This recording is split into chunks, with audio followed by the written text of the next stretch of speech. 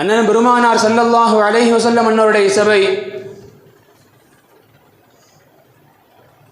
ஹஜ்ரத் அபீ பரஸத் அல் அஸ்லமி ரலியல்லாஹு அன்ஹு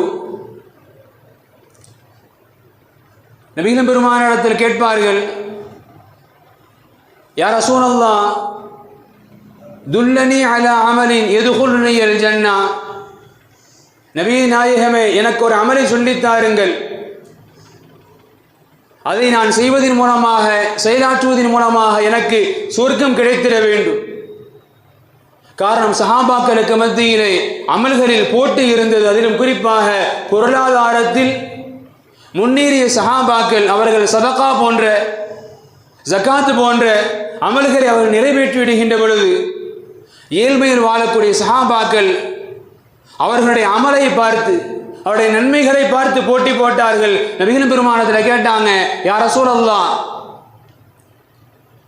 பொருளாதாரத்தில் மேம்பட்ட அந்த சஹாபாக்கள் செய்வதை போன்று பிறருக்கு வாரி கொடுக்க வேண்டும்,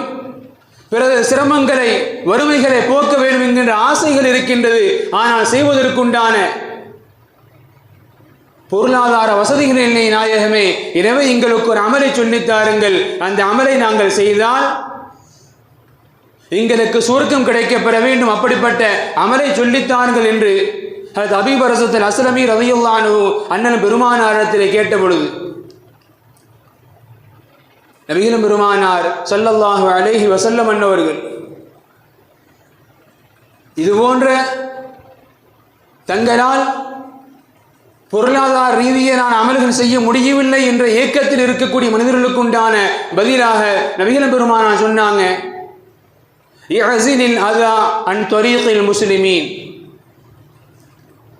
முஸ்லிம்களுக்கு நிகழக்கூடிய பாதையில் தொல்லை தரக்கூடிய பொருட்களை நீங்கள் நீக்கிவிடுங்கள், அது உங்களை சுவனத்தில் கொண்டு போய் சேர்ப்பதற்கு உண்டான ஒரு மிகப்பெரிய அமலாக அமையும் என்று நபிகள் பெருமானார் ஸல்லல்லாஹு அலைஹி வஸல்லம் அன்னவர்கள்